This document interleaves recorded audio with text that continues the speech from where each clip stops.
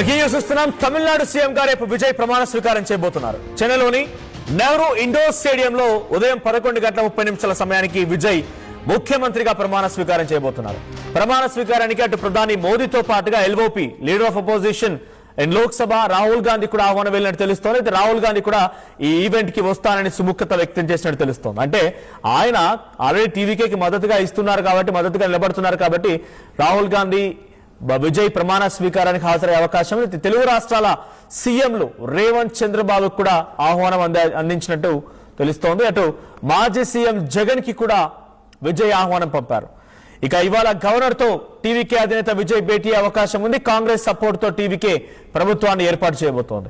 అయితే మద్దతిచ్చేటువంటి పార్టీలకి 4 నుంచి 6 మంత్రి పదవులు ఇవ్వాలని టీవీకే విజయ్ నిర్ణయం తీసుకున్నట్టు తెలుస్తోంది. అయితే కాంగ్రెస్ కు 2 మంత్రి పదవులు రాబోతున్నాయి.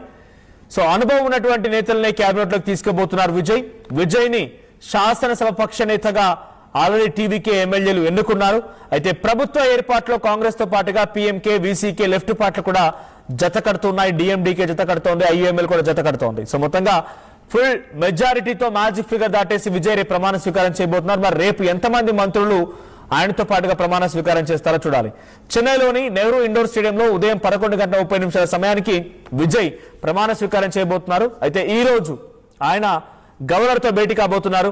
మంత్రి పదవులకు సంబంధించి విషయాల లిస్టులన్నీ కూడా ఆయన అక్కడ సమర్పించే అవకాశం ఉంది. మొత్తంగా 234 స్థానాలు ఉన్నటువంటి తమిళనాడు అసెంబ్లీలో 35 మంత్రి పదవులు including CM and deputy CM 35 మంత్రి పదవులు ఇవ్వడానికి అవకాశం ఉంటుంది. ముఖ్యమంత్రిగా విజయ్ ప్రమాణ స్వీకారం చేసినా ఇంకెవరికైనా వాళ్ళ పార్టీలో డిప్యూటీ ముఖ్యమంత్రి ఇచ్చినా కూడా ఇంకా సుమారుగా 33 మంత్రి పదవులు ఇవ్వడానికి అవకాశం ఉంటుంది. దాంట్లో 4 నుంచి 6 వరకు ఇతర పార్టీలకి, అంటే వీసీకే, పిఎంపీకే, డిఎండీకే,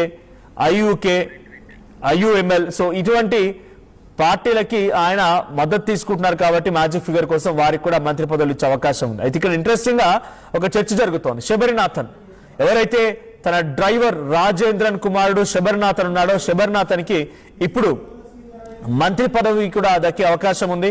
మరోవైపు కొంతమంది మహిళలకు కూడా, ఎందుకంటే టీవీకే పార్టీ ఉమెన్ ఎంపవర్మెంట్ లో కొంత వెనుకబడిపోయింది. అంటే ఆ స్థాయిలో ఒక నాయకురాలు లేరు. సో వారికి కూడా ఉమెన్ ఎంపవర్మెంట్ లో భాగంగా కొంత ప్రాధాన్యత ఇచ్చే అవకాశం ఉంది. అట్ ది సేమ్ టైం ఇటు కాంగ్రెస్ పార్టీ నుంచి కూడా కొంతమంది కీలకమైన వ్యక్తులకు ఇక్కడ అవకాశం ఇవ్వబోతున్నారు. ఇక విఎస్ బాబు ఎవరైతే స్టాలిన్ ని ఓడగొట్టారో, తన కొలతూరు నియోజకవర్గంలో స్టాలిన్ ని కుప్పగూల్చి స్టాలిన్ ఇంటికి పంపించారో, ఆయనకి ఇక్కడ డిప్యూటీ సీఎం పదవి రాబోతోంది అనేది ప్రధానంగా జరుగుతున్న చర్చ.